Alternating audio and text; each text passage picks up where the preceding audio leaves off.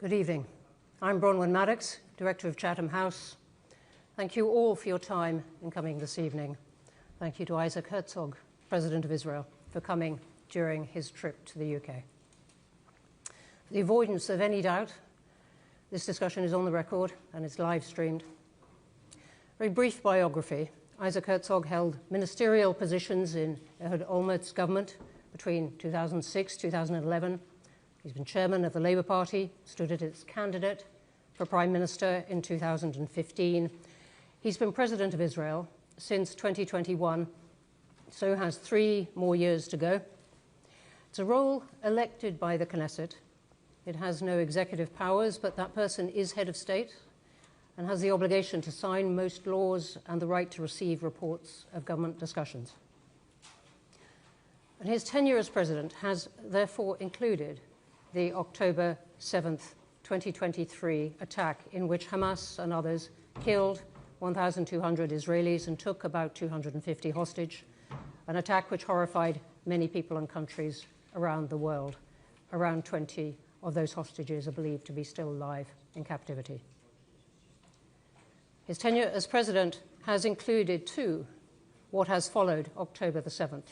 Some 60,000 Palestinians killed in Gaza as a result of Israeli military action, many of them apparently children. The UN-backed IPC saying last month it has confirmed famine and starvation in Gaza. Almost daily settler violence on the West Bank, with more settlements licensed by Israel's government. And last night, Israel's strikes against Qatar in pursuit of Hamas leaders, criticized by many countries, including the US and UK. Qatar becomes the 7th country to be struck by Israel in the past year or so, along with Lebanon, Syria, Palestinian territories, Iran, Yemen, and Tunisia, including the aid flotilla. Just in the past few hours, Israel has conducted more strikes on the Yemeni capital. Many of these actions have in turn brought international condemnation and huge public protests. The UK, along with France, Belgium, and Canada, is likely within weeks to recognize a Palestinian state. European Commission President Ursula von der Leyen used her State of the Union speech today to announce the European Commission will sanction extremist ministers and violent settlers and pause bilateral payments. President Herzog, we have a lot to talk about, even more than it seemed 24 hours ago. Although I don't necessarily agree with the way you described the picture. We can come on to that. This is a discussion. I wanted, though, to start with Qatar as the most recent. Israel struck Qatar, hoping to kill the Hamas leaders, but they're there with US knowledge and endorsement and are the negotiators for a potential ceasefire. So should we conclude that Israel does not want such a ceasefire?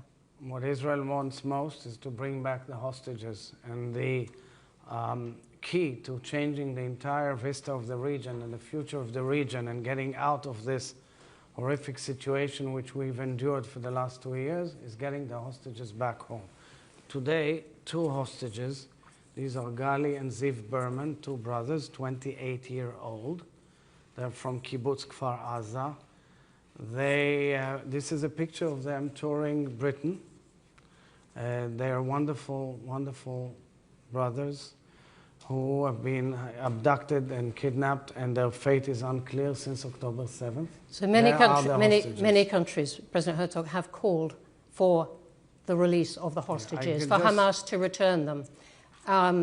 But the hostage families seem dismayed by this attack on Qatar, saying that Israel is destroying the negotiations that might have brought a ceasefire. So let's speak about the negotiations to bring back the hostages. Israel has accepted every proposal, and almost for the last year or so, every proposal that was laid down by the mediators.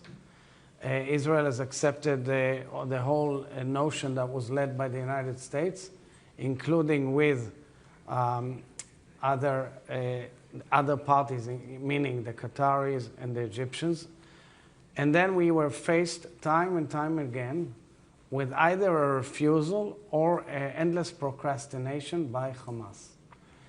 For example, in the last few months, you're probably going to ask me also about the humanitarian situation, because As it happens, I am. But I have to answer. Because of the Hamas's feeling that they had the upper hand publicly in their image war, they decided not to move on any proposal. Now, I could attest to the fact, because I'm exposed to intelligence all the time, that Khalil al-Khaya, whose hands are filled with the blood of thousands of Israelis on October 7th, who's the head of Hamas sitting in Qatar, he kept on refusing and or saying yes with a poison pill that looks like a slime, endless slime that doesn't end. We want a deal, and we want to finish the war, and we say we are ready to exit the war with a full hostage deal and a ceasefire. But for that, you need Hamas to say yes. And okay, wait, Brian, I want to come on to some of the points that you're raising. But you have to understand, if you want me to explain the situation for a change, because in England, I understand that there's a very strong one streak of thought. But I'm trying to present a different streak to a very decent nation that should listen to that streak. For example, Hamas has its decision-making process requires consent. All you need is one person to say no, and there's no deal. And if you want to move on, you have to remove some of the people if they are not willing to get to a deal, because that impacts President the entire Herzog, Middle East. we're here primarily to talk about Israel and its aims and its motives in this. You say, though, you were exposed to all kinds of intelligence briefing. Did you know about the Qatar strikes? No, I did not. No, I was in the plane to England. So let's bring ourselves to England. You've just come from Downing Street. The UK has said, which Israel does not want, the UK has said that it will recognise a Palestinian state within a few weeks from now at the UN General Assembly unless Israel makes progress towards a ceasefire, resolves the humanitarian crisis in Gaza, and commits to a peace process leading to a Palestinian state. Is Israel going to do those things? So we had a very frank and open discussion, me and Prime Minister Starmer at 10 Downing. It was a meeting between allies, but it was a tough meeting. It was a meeting that was, you know, I mean, things were said that were tough and strong, and clearly we can argue, because when allies meet, they can argue. We are both democracies. We both understand the threat from the jihadists. Prime Minister reiterated, and of course, I couldn't agree more, that Hamas is a terror organization that must be removed. But we discussed it at length, including the fact that we believe that a unilateral resolution regarding a Palestinian state will be adverse and negatively affect any future process, because it will be dangerous. It won't help one Palestinian, one hostage, and can be adversely interpreted by Hamas. Come on to that, because this is more than an argument with the UK, isn't it? One of your allies, absolutely, is sanctioning ministers, is withdrawing arms licenses. It's ministers of the UK government getting up to condemn what Israel is doing. Are you concerned that Israel is becoming a pariah state? So we argue vehemently with the British government and with other governments. I will say, of course, that Israel is a very open-minded democracy. We will go to elections, the latest, next October. Our nation debates on every issue that you can imagine. We have demonstrators all over the country all the time. That's what democracies does. It is the legitimate right of our government, the way it was formed, to pursue its own ideology. Not necessarily one has to agree with it, but one has to understand that if you sanction Israeli elected officials in a free, open society and democracy that were fully approved also by our legal system, you're actually hurting Israeli democracy. And it's not the right thing to do. It looks like a simple excuse. You know the way it's perceived? It's perceived as if you don't agree with British opinion, with the government of Britain, then we will punish you with the declaration of a Palestinian state. Will that bring peace? No. So Unfortunately, no. And no. May I say, I truly believe in the fact that we should reach peace with the Palestinians. I've said it all my life. I believe in it still now. I believe that the regional developments are so vital that they can also bring with them the development with the Palestinians. But for that, you need to bring the hostages back home, and you need to create a different future for Gaza without Hamas. We will come on, indeed, to those points about the future which I hope are more hopeful. But this isn't just the UK. This is Australia, Canada, New Zealand, Norway. Others have joined. In June, they put out a statement about these two Israeli ministers, Ben-Gvir and Smotrich, saying they have incited extremist violence, serious abuses of Palestinian human rights. This is appalling and dangerous. These actions are not acceptable. But that's the big mistake of all of these countries. They are making a huge mistake about who's their friend, who's their ally, who's their enemy. All of these countries are wrong. We are fighting here to defend the free world. Israel is there at the frontier of fighting jihadist civilizational aspirations. But your friends and allies are calling on you to stop. We are defending Europe. We are defending Western values and the free world with the blood and the tears of our sons and daughters and families. That's what we're doing. We're fighting an aggressive, barbaric enemy that has butchered, slaughtered, burnt, raped our citizens, and say that we want Israel out. We have not attacked 7 countries. We were attacked from 7 corners of the earth by ballistic missiles, by the most advanced weapons supplied by Iran to the proxies who want to eradicate what I'm going to bring us on to, though, to defend ourselves.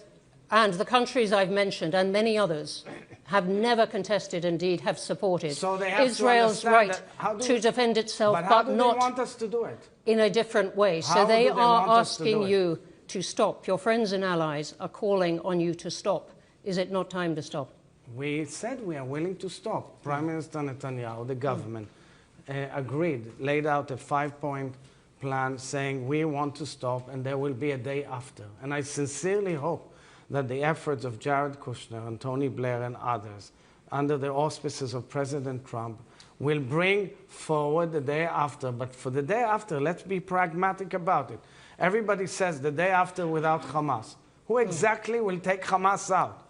Who will send his daughters and sons to fight Hamas, to get Hamas out? One has to understand that we are the ones who are doing the work, just like Chancellor Merz said about Iran. He said Israel is doing the dirty work for the West. We are not, unfortunately, on the day after, not in reality, and not in this conversation yet. We are on the day that we are now. And I want to ask you about 2 points of Israel's response. As I said, many, many countries not contesting in any way Israel's right and need to defend itself and to respond to October 7th. But one of these aspects which has the crowds on the streets here is famine. And indeed, David Lammy, as Foreign Secretary, said just some weeks ago the confirmation of famine in Gaza City by the UN-backed IPC and the surrounding neighborhood is utterly horrifying, wholly preventable. The Israeli government's refusal to allow sufficient aid into Gaza has caused this man-made catastrophe. This is a moral outrage. This is part of where the British government's stance on this and the outrage of the crowds outside is coming from. So we're not shying away from the shortage of food, and because of that, there was an overall of the supply of humanitarian aid to Gaza.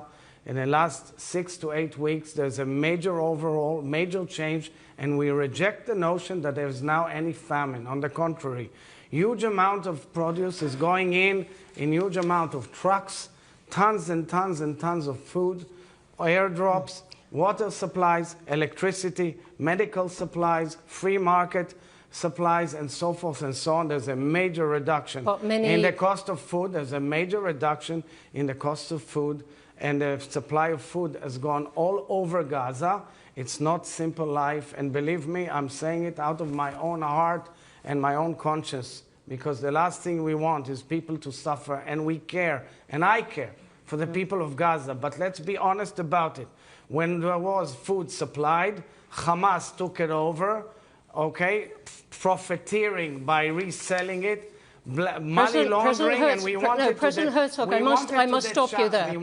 I must stop you there, because it is something that Israeli ministers say quite a bit. I have found, and many have found, no credible evidence for that. And indeed, Jack Lew, who is former US ambassador in Jerusalem, recently wrote that he never saw evidence of systematic diversion by Hamas, and that so the former US ambassador is lying. They take the food and then they sell it triple price, not only double price.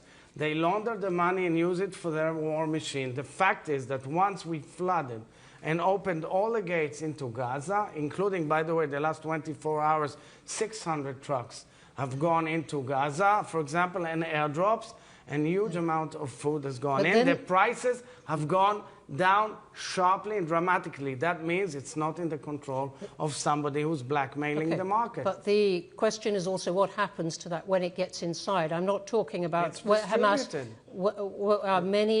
Many agencies have said they're blocked from distributing it. So I must say that I'm studying it. I met with many organizations, including the World Central Kitchen and others. We met recently with the World Food Program and others to make sure that the procurement and the supply and distribution will be much more efficient. Part of it has to do also with UN failure to take hundreds of trucks and distribute them forward into Gaza. They say at length that they are systematically blocked by this. The problem is that it's very easy just to put the blame here on Israel. Well, Israel is in control. No, people have to go into Gaza and understand the situation in and of itself. The place is full of booby traps. Every building is booby trapped and prepared with cameras so that they control it from underneath so that they can fire at anybody getting close. This is a very dangerous terrain. That's what we are fighting against. We want to get the Hamas war machine out and enable a better future for the people of Gaza. But you have many aid agencies calling for the return of the UN-led system, saying that they are blocked. The UN-led system has gone back substantially, dramatically, and totally overhauled because of the lack of food that occurred 2 months ago. And that occurred because there was an effort for an alternative system to take the control of Hamas out and have direct supply to the families. It did not work out so well. Let me ask you about a second aspect that has distressed people and given rise to these government condemnation, and that is the level of civilian casualties in Gaza. 60,000 or so people, several percent then of the population of Gaza. It's not 7% at all, several. And it's not true. How do you justify the scale of civilian casualty? Look, every one person aches and pains us, truly. But let's just put the picture in clear perspective. We were attacked by a jihadist organization who wants to eradicate us, and these fighters, they don't care dying because they are jihadists. In jihad, you believe that you die, you go to heaven, and you served your purpose in killing Jews, and by the way, Christians as well. And we've gone in order to prevent the attacks on our people and get the hostages back. And when we go in, the terrain is full of ammunition and missiles in living rooms and missiles in bedrooms and missiles in shops and mosques and whatnot. And these missiles can be also long-range missiles, not only short-term missiles. Now, we have the full right under international law to defend ourselves. And what we are trying to do is to uproot those systems and enable a better future for Gaza. Any plan for the day after requires at the end that Hamas will not be able to take over Gaza again. So that's the issue here. And let's be lucid about it. International law absolutely gives you the right to defend yourself. But it doesn't give you the right to cause unlimited suffering. And where people argue that Israel is clearly breaching the laws of war, is not differentiating between civilians and combatants, as obliged to do, using too much force beyond what is necessary, and how can you judge it? Having goals that are militarily achievable we still have our kids and using proportionate we still action. Have our citizens on the border of Gaza. Let's just remember October 7th, because in October 7th they slaughtered Muslims and Jews and many other religions and 36 nationalities, and they raped them, and they burnt them, and they hanged them, and they abducted them, and they want to do the same, and they say they want to do the same. Khalil al-Khaya himself said, I want to do the same, and I celebrate that incredible day of October 7th. So we have the full right to defend ourselves in a way that this will not recur again. So what do? We go in and say, you want to stop? Let's stop, get out, and bring our hostages back home. But on the contrary, they torture our hostages. They don't allow any ability to get them out. And because of that, we're going in. We go into a neighborhood. It's all booby-trapped. President Herzog, you have several times described the reality of fighting in Gaza. If you send a dog, a sniffing dog, but to find what I'm out asking if it's you, booby-trapped, the building itself explodes. What I'm asking and you guys are unaware of it or don't want to listen that this is the war zone that we are dealing with. And you don't have that in England, but if it was in England, the whole British people would have gone as big, as strong as possible, just as they've done in past wars. And that's the issue, because if Britain would have been attacked from seven corners of the earth, we're talking beyond hypotheticals there. The war. President Herzog, we're talking about, and this is what is driving the international outrage. It's also the repeating. will you let me finish, please? It's supported by many elements in the digital arena as well. What we're talking about is the repeated bombing of residential areas, of hospitals, and of the scale of civilian hospitals in Gaza of the scale of civilian casualty. If a hospital is a headquarter of a terrorist machine operating and sending missiles on us, then we target only that specific place, because under international law we do it. We target only the specific place where they're shooting from. One of the laws of war is proportionality, avoiding excessive civilian harm relative to military advantage. You haven't got rid of all of Hamas, and you have killed a lot of people in Gaza. How is that proportionate? Because we are, first of all, we argue with a lot of the data, and we are willing, and I propose to Prime Minister Starmer also, for example, on the humanitarian aid, to send a fact-finding mission and get all the data. We have it all transparent and open. We supply it every day, and we can show the difference between what is reported and what is happening on the ground. Same goes for warfare. We abide strictly by the rules of international law and how it relates to warfare. But the issue is you have to judge the war according to the terrain of the war. The terrain of the war is... No, that isn't one of the that isn't part of the international laws of war. Huge amount of tunnels that were built for decades, which was a major error for oversight for not seeing it. We've demolished about 34 to 40% of this huge infrastructure. Money that would have gone to help and aid the people of Gaza went to these tunnels, to this war machine. They are down under, and from down under, they send all their cameras to see upstairs President what's Herzog, going on. again, you are describing warfare. The circumstances Because of fighting in Gaza, the which we all circumstances of war. understand. But I want to stick on this question of international law, which you said that is important to Israel. It is central to what Chatham House does. It is written on as a goal on the ceiling of the entrance hall. And I want to ask you whether it is the aim of the Israeli government to expel or persuade Palestinians to leave. Finance Minister Smotrich, also a defense minister, has said that Gaza will be completely destroyed and its Palestinian population will leave in great numbers to third countries. That provoked a statement by the UK, France and Canada condemning this abhorrent language and warning that this could be a breach of international humanitarian law. So let me say that Israel is a democracy with as far-reaching free speech as imaginable, but that does not reflect in any way the Israeli policy. Israel does not intend... This is the finance minister and a member of the government. Israel does not intend... Our political system is somewhat different than yours. It's a coalition... The world is quite aware of the Israeli political system now. But this is absolutely not the Israeli position or intention. Israel made clear it does not intend to expel anyone. Do you condemn that statement then? We've made it clear. Do you?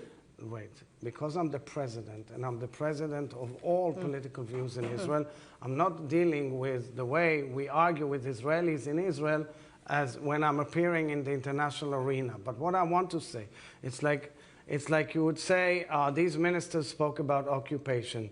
The Prime Minister made clear even 2 weeks ago in a podcast here in Britain that Israel has no intention to occupy land in Gaza. But for the day after, we want to have a different management of Gaza, and somebody should go in and manage Gaza. And this is what you should focus on in the international arena. How do we bring the day after? Because we should all look for the day after. We should all include it as part of the major change in the region with our Arab allies and with the Abraham Accords countries, because that's the future of the region. That's where we need to move on as nations, and by that also reach a platform of dialogue with the Palestinians. So that is where people and countries would like to get to. But I just want to ask you about one more aspect of the present, which is the West Bank. and what is happening at the moment there. And I'd like to ask for what your view of the expansion of settlements that is going on now and the authorization by the Israeli government of more controversial building, particularly the outpost, the area known as E1, which would bisect the West Bank. The issue of E1 it was declared by Minister Smotrich, but that does not mean that it's happening tomorrow. It's a long overall process with a lot of bureaucracy, and therefore I think it's also part of the political discourse in Israel, and it's part of the legitimate discourse in a democracy, meaning there is a strong school of thought in Israel that definitely has evolved dramatically following October 7th, that casts doubt about the ability to reach an agreement with the Palestinians. That is the outcome, also the emotional, psychological outcome of October 7th, because people had a wake-up call about the fact that in the area near Gaza, in an internationally recognized boundary since 1949, it was violated in the most brutal way. So they have their doubts. That's what human beings do when they have they've been traumatized, and they're thinking about it. And I respect the fact that there is an enormous debate in Israel about all these issues. Right. So these are life and death issues for us.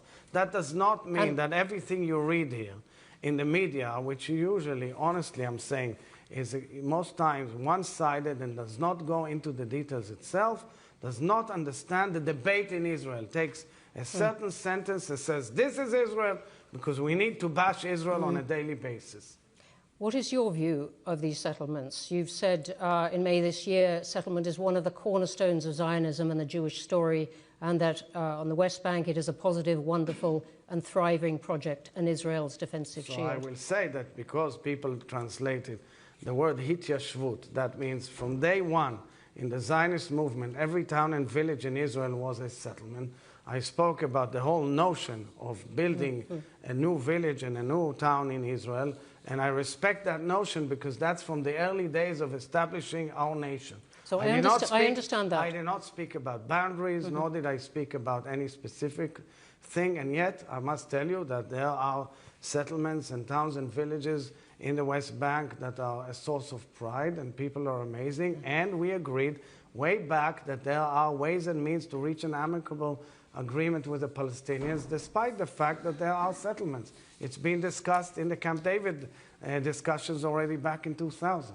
What do you think the Israeli government should do now to stop the violence that is happening by settlers against Palestinians? So we have a very strong legal system. There is investigations and adjudication and law enforcement apparatuses and courts. And the entire legal system is operating on it. We are not indifferent to it, that there could be such instances, but I would not, because of that, in any way generalize or categorize the citizens of Israel who live beyond the 67 boundaries. Let's come to, if you like, the day after. Who or what do you think should manage Gaza? So I think that, you know, in the vine leaves, or how you call it, there are many ideas, but part of it has to do with regional cooperation. We should make sure that the pillar of the region called the Abraham Accords will stay strong and intact and be enhanced and upgraded, including with other nations, and part of it has to do with their ability to have a Marshall Plan for Gaza for the day after without terror, but giving a real future, including the ability of young people to study and grow and understand that they're part of a Middle East that moves towards peace. It's difficult to imagine it right now. So a Palestinian... There's nothing I want more than that, but for that, sometimes you have to take harsh steps and fight in order to change the course. Otherwise, the Middle East will be jihadist. Look at the fate of Lebanon. Look at the fate of Syria. Give a chance to all of these developments in the region and understand that they're all a direct result of the fact that we fought bravely and courageously against many people's views and changed the course of history. and unfortunately also paid heavy prices for that. Can you see the point where Israel comes to recognize a Palestinian state for Palestinian people living in parallel? So in order to reach that stage, it's like, it's like a chicken and egg. First, you have to attend to the innermost psychological fears of all sides concerned and deal with it. Just coming with a formula saying, okay, two-state solution doesn't attend to the fact that you have to deal with people-to-people relationship and tissues of life. If you walk in the streets of Jerusalem, if you go to any institution in Jerusalem and many other places, you see Jew and Muslim dwelling together, living side by side in enormous success, fantastic success. It's just not reported anywhere or described anywhere. In the war, I can tell you, if you go to the Beersheba hospital, which was bombarded by missiles from Iran, and you walk into the bunkers now because the building was demolished above ground, and all of these units and all of these medical systems, you see Muslim professors and doctors and nurses with Jewish professors, doctors and nurses. President Herzog, it is again a wonderful picture that you are painting. What I'm asking you to see it. Is whether you think Israel can take a step towards a two-state solution. In the future, we should dream and try to realize amicable peace with our Palestinian neighbors. Absolutely. But for that, we have to deal with the fact that terror cannot reign in our land. I said it 3 months before October 7th. In a speech in the US Congress, I described how terror creates havoc and cannot be acceptable in any way. And I beg all my friends in the United Kingdom and all my friends in Australia and Canada and other places, they have to understand terror starts with us, but will never end with us. If we don't stand firmly against terror, it will hit and plague all our cities. What is your plan for how Israel can live along with the Palestinians and with the Israeli Palestinian Arabs who are within its society? I truly believe that if you look at the historical trajectory, okay, there's a very strong engine of the fact that Israel is a fact of life, an acceptable state in the Middle East, and for that matter, it's about time that we have an inner deep dialogue between Jew and Muslim around us. This is the way it should be. Whenever people try to do it, there's a lot of backfiring, but it's inevitable that we will have a dialogue, and as part of that dialogue, should also have a dialogue about the Palestinians and the Israelis as such. It is not detached from the fact that in order to do it, we have to overcome the situation of terror. That is a vision of a dialogue, which is admirable, but I'm asking you for a plan that countries can work to, including Israel. So the plan right now, and it should be an immediate plan, a practical plan, not something metamorphical, and a practical plan. I mean, we have the Palestinian Authority right near us. We're having we have interface with them all the time. But the plan should be, how do we make a secure state of Israel living in peace side by side with the Palestinians? And in order to do that, terror must be ruled out. I think that the big error of the free world and its leadership in the current crisis is that they should have said to Hamas, if you guys don't release the hostages immediately, we're not talking to any one of you. But instead, what we're getting is, okay, you're not releasing the hostages, get them out. But in addition, we will punish Israel and say we recognize a Palestinian state. And what's the outcome of it, and Marco Rubio said it correctly, was that for a long time, Hamas refused to sit down and negotiate with Israel on a hostage deal because they felt they have the higher ground in the international media, international arena. And what transpired is that if and only when the Israeli cabinet made a decision that it goes into Gaza, then they went back to the table. Do you wonder how it's come to this? You, as president, You have a role, as you said, above politics. Exactly. Responsible I don't have any for the core values role. I don't have an of the country and the free world, as you've talked about it. Your allies and friends are using some of the worst words that are used about human relations, genocide, ethnic cleansing, and so on, about Israel that used to be a beacon of democracy to those countries. Do you feel a responsibility to change that? But look, we are a beacon of democracy. We have a very vibrant democracy. We debate on so many issues that sometimes a lot of you guys are confused. But that's what we do. We are a democracy. I meet thousands of Israelis a week. Israelis care. Israelis want change. Israelis want to exit from this war. But the fact of the matter is that the enemy is down there in the tunnels, together with allies in Qatar. Okay, they think that they can drive Israel crazy and the region crazy and the world crazy. And I think that it's very difficult because media likes to put a certain focus, but they have to open a larger vista. And I say it outright. Believe me, Israelis are not indifferent to anybody's pains. And part of it is like blaming Israel for all the faults of the world. But the truth of the matter is, we were on the verge of normalization with Saudi Arabia, and somebody decided to carry out the most aggressive, barbaric derailment of that is true, process. and then Israel decided to take all the actions that followed and have brought this condemnation. What should we have done? Leave our citizens abducted and missiles landing on our head? You know how many years missiles landed from Gaza? We pulled out of Gaza in 2005 to the last iota. We are going to stick with the present and future. We're not going back into that bit of history. Sure. Thank you. Let's go to questions. We have a lot. If we can have the lights up as well. We have a lot of questions.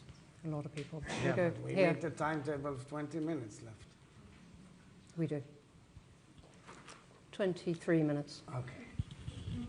Whether you'll thank me or not for those extra 3 minutes remains to be seen. Thank you, Brown. Hello, Tobias Elwood, former Foreign Minister for the Middle East. Really pleased to see you here and use those words that friends can speak frankly and can argue. But I say this as a military man. What's made it difficult for me to continue to support is the utility of military force in securing a long-term strategy, because I don't understand what that strategy is. If we take Doha, was Britain lobbied to then say, let's get rid of any Hamas leader there? And you mentioned the Marshall Plan, and this is my question. You could start this today, using those Abrahamic Accord signatories, to take Eraz or Rafah, to take 10 kilometers worth, a zone, and start to rebuild without Hamas, to show that there is a future for Palestinians that don't want to be part of Hamas, don't want anything to do with them.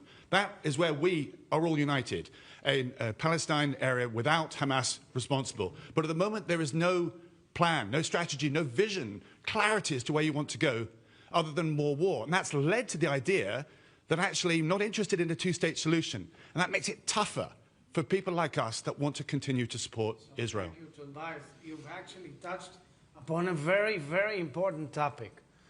We've seen fascinating TV reports in Israel, interviews of a huge amount of Palestinians in Gaza who have been interviewed, and 8 out of 10 out there say, we want a different life, we're fed up of Hamas, we want them out, we want to live in peace, we had a much better life before this war, we want to finish with this war and move forward. It's amazing to see. This is not reported at all in the international media.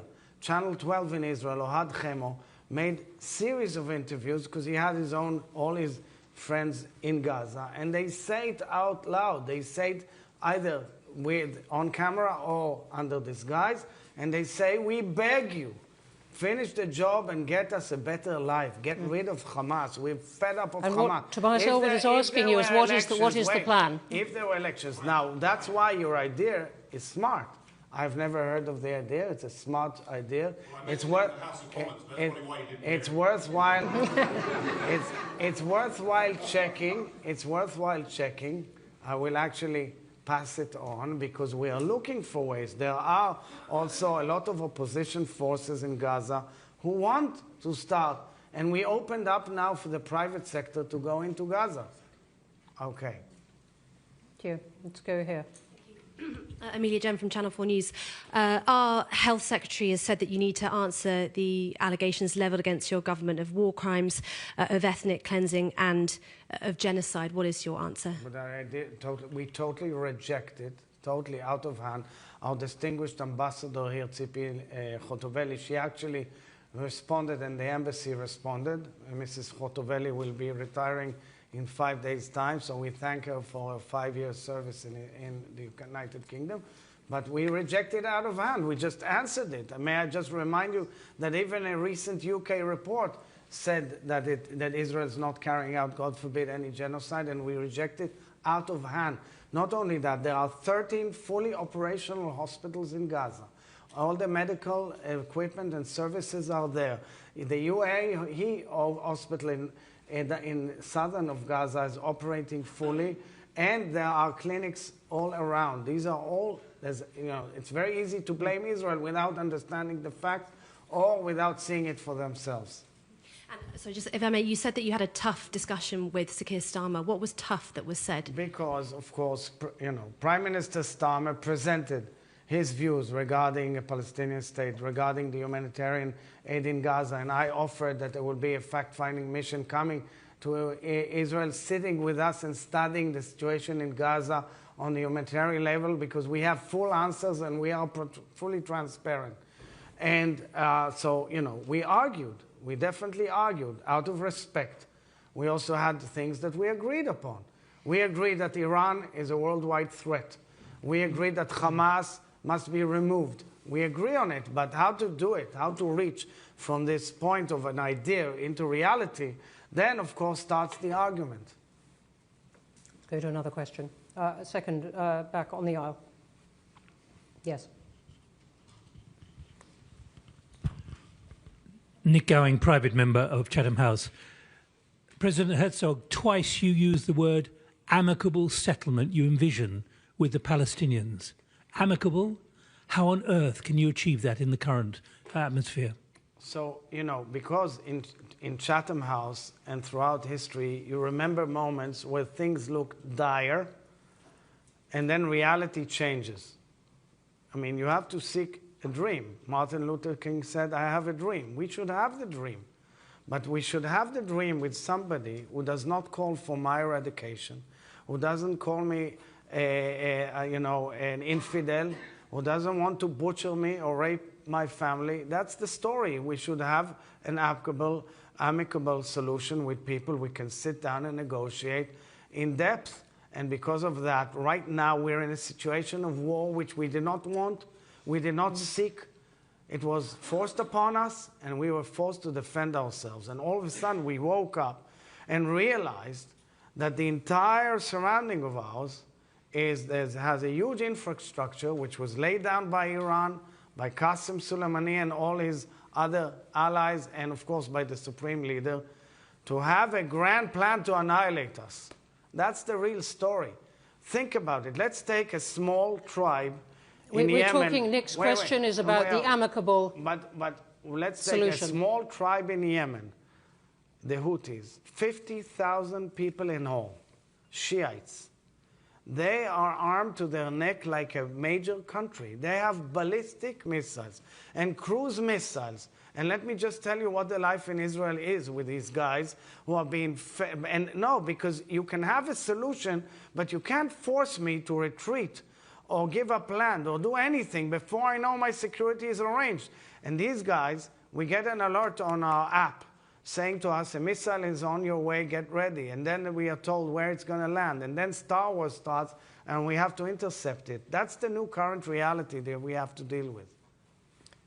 I don't think we got far with the amicable, but we did get back to the Houthis. In the middle there, and then I'm coming over here again. Sorry, with the next to you, and then I'll come back to you. Mark Weller, University of Cambridge, and soon Chatham House. Welcome, President. You are familiar with the view, and particularly familiar with the view of some that the Palestinians of the regions all share in the responsibility for the dreadful events of 7 October. And the question is, could this view not risk justifying the transfer of the horrible cost of urban warfare in a highly densely populated territory onto civilians. Bronwyn told us or reminded us of wholesale destruction of civilian infrastructure, sort of Grozny-like pictures, failure to protect sensitive sites like hospitals and concentrations of civilians, the displaced, the vulnerable, failure to provide civilians with sufficient food. After all, is it not forgive me, welcome to Chatham House. Could you get to your question, please? That is the final point now. After all, is it not the foundational principle of humanitarian law that civilians remain protected, whatever the origin of a conflict? Absolutely, and that is why, you know, from day one we said that there are many innocent civilians there and they must be protected. And that is why if you go to a neighborhood, okay, that's the tragedy of this war. The war is that this terror organization, which is operated like an army of a state, okay, I mean, it's a real army of a state with tens of thousands of terrorists and under a huge system of control and command. They do it from civilian surroundings. They do it from people's homes. Missiles that were fired at me and my family were pressed from people's living rooms. Nobody doubts it. It's known. We have pictures. It's also from Lebanon, same from here, from Gaza. So what do you do? How do you undermine it? How do you deal with it? It's not that anybody, you alert with millions and millions of phone calls and messages and leaflets and tell people move out. Then you go in, then you eradicate that infrastructure, and then you can enable people to go back. That's what happened throughout that war. And if you have killed the families, and that you have said various things down the years about whether the families are accomplices. I'm thinking not just of the remarks that have we never said been that picked the up. families are accomplices, God forbid. We try, and so many, in many, many cases, we rescue, we help, we remove, we do a lot of things. You know, my wife and I, we've gone to well over 1,300 bereaved families in Israel. In many cases, soldiers, the families tell us how they're proud that the soldiers helped Palestinian civilians get out of the war, even though their loved ones were under danger. We could dwell on that point. We have gone back over the things you've said on this, including a 2009, way back, interview with Radio saying that actually the families are accomplices. No, I did not say the families. Dutch Radio. No, I say that if you have, Brown, and if you had in your own living room a long-range missile, what do you think it is? I mean, think about it. Does any decent human being in a free world have such lethal weapons in his own infrastructure? Does it make even sense? Does it make sense? Is it responsible? That's what I mentioned then in 2009. Come over here on the aisle. And that was with Lebanon, too. Yes. Lama Shahadi from The National. How will you repair the Abraham Accords? How can they survive? And how confident are you that the Arab states will agree to the Marshall Plan that you're proposing? I'm not in the negotiation process, nor am I in the back room or anything like that. My vision, and I think despite this very complicated moment, and actually this complicated moment can be a jump start for an exit strategy from the war by getting all the hostages out and having a final deal on the table and a proposal for the day after, which will have the pillars of the Middle East based on this regional cooperation. We all share the threats from Tehran. We all share the desire to move forward and have strong relations. You can see the incredible relations with the Abraham Accord countries. You can see the tissues of relationship that have evolved dramatically. And I can tell you that the potential is unbelievable. My vision, really the vision that has been laid out by the US administration, also by President Trump, the connectivity between Israel all the way to India through the Middle East, through Saudi and the Gulf states, can be a major sea change also for Britain, because it will connect Britain to Southeast Asia and the United States to Australia through the Eastern Hemisphere. It's a huge change. Again on the aisle.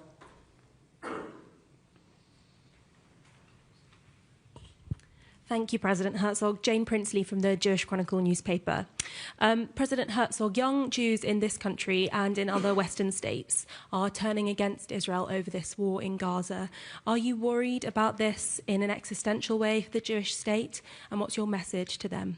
My message is to all Jews around the world that we respect, love, and care for them and their well-being. It's legitimate to have a debate. I invite people to come and see for themselves. There are also many, many, many young Jews who care and support Israel. I heard there was a very impressive rally last Sunday with about 70,000 people demonstrating. I can only regret the fact that the BBC and other outlets did not report about it, because that's a very important statement to combat anti-Semitism. I also raised with Prime Minister Starmer the worry about the rise of anti-Semitism in the United Kingdom. And he has promised me, of course, and he reiterated his stance that, that his government is fighting very harshly against anti-Semitism. So we know that there is debate, and debate is something legitimate, provided people know the facts. In the middle here.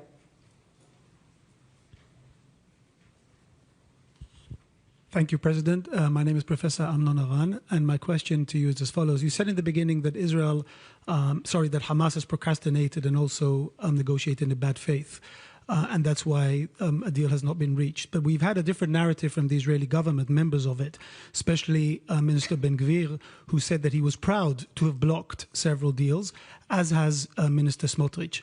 And my question to you is, do you feel that you have used the full power of your office to suppress those kind of positions and their ability to prevent a hostage deal? So I've used the full power of my office to get to a hostage deal and to assist the hostage families. No, because you... That wasn't his because question. Because I don't think that the focus on Ben-Gvir and Smotrich is everybody's scapegoat. No. It's everybody's scapegoat, because I've been working with the hostage families and the military and the negotiating team and the Prime Minister and his team and everybody and the international community to get to a deal. And the issue is there could have been errors in the past, but I can attest clearly that in the last 6 months or 8 months, Israel has said yes to every proposal, and it was made clear. May I remind you that Ben-Gvir even left the government, and therefore it's this issue of saying because of them everything stopped is a mistake. Because the truth is, and I say it outright because I've seen also the intelligence, I see how this rhetoric of the jihadists, they say, yeah, we'll say yes in order to appease the world, but here we'll put the poison pill in that makes it impossible. And this works in terms of the good image, but the truth of the matter is, ask the Americans. President Trump said it many times. Even Witkoff, his emissary, said to me, okay, last week, and so made it clear that Hamas is impossible in the way they negotiate. He said these are bad guys. They don't want to move an iota in any term in the negotiations. And we should understand that. It's very easy always to blame Israel. But let's remember, Israel has released the worst kind of terrorists in those deals and was willing to do the same now. In the worst kind of terrorists, people that you would not imagine that will be freed. But to get our hostages back, we see it as a top priority. Okay. Over here in the middle. Hi there, John Ray from ITV News. You said a couple of times that you see all the intelligence. So can I take you back to Doha? Can you tell us whether that mission was a failure, given the reports that the targets escaped with their lives? And secondly, hit or miss, was it just a great big signal to the world that there are no circumstances in which Israel will do any kind of ceasefire deal with Hamas, given the fact that if they turn up to discuss the proposal, you try to kill them? So as was said beforehand, of course, I wasn't involved in or aware of the operation, but because I was traveling here, but I would say clearly that this actually can be an opportunity to get to a deal, and Israel made clear even yesterday and today that it's open and wants to get to the deal. The deal is the end of the war, the exit from the war, and a hostage deal. And I can attest, let's analyze Khalil al-Khaya, for example. Khalil al-Khaya was the chairman of Hamas. And I remind you all that I said that they take decisions only by consent. So one dissenting opinion ruins the deal. Khalil al-Khaya was one of the perpetrators, planners, and instigators of the October 7th massacre. He was part of it, and he's known for that. He had blood of thousands of Israelis on his hand. And Khalil al-Khaya kept on like a slime, like carrying this. We've had the slime before, Mr. President. Unending.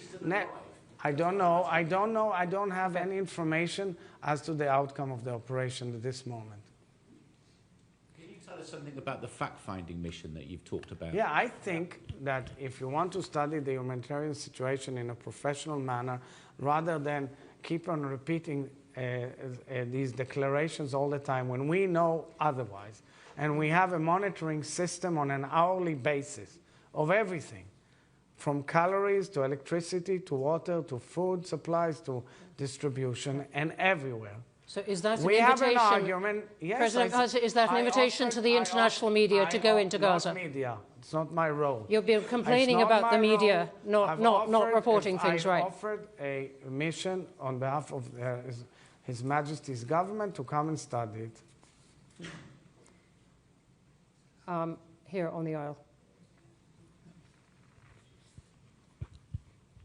Thank you, Olivia O'Sullivan, Chatham House. Mr. President, I want to stay on the topic of a fact-finding mission.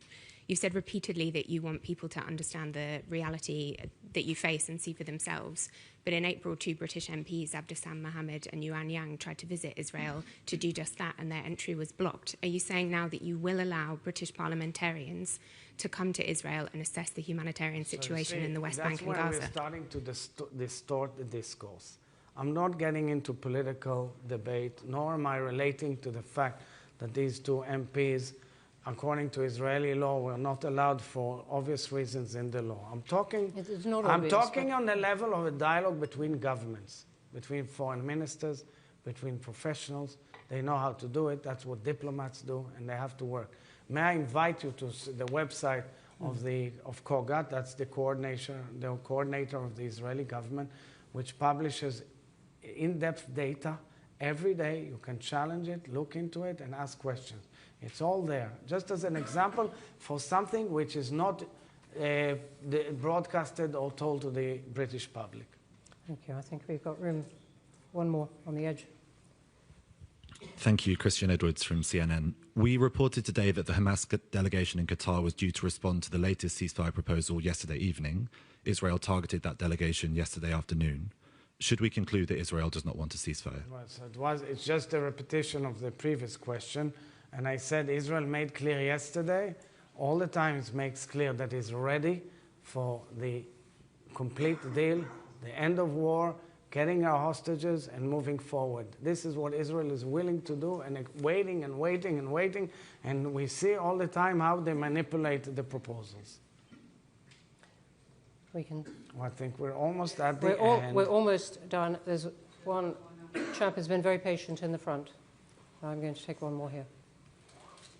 There are more hands up, and thank you for asking the questions. You remember our timetable. Thank you. Excellent to listen to you and get your views and the inside information that we don't always get from the media. My question is that there's two wars being... you haven't said who you are. David Abraham, former Vice President of RUSI. My question is that there's two wars being waged. We've spoken very much about one of the wars. The other one is soft power, public relations. Israel has never been very keen to put any resources into public relations into different countries. For instance, this country. That's why we've got marches on the streets very regularly. Will you forgive me? Could you make it a question? Well, yes. Why do you regret the fact that we haven't put money into you haven't put money into public relations, and are you prepared to do so in the future going forward? I definitely regret this fact. Again, I'm the president. I'm not the executive branch. I think we should have done much better. I could not agree with you more. On that note, we're going to have to stop. Thank you very much indeed for your time. President Herzog, thank you for your time. Thank you very much.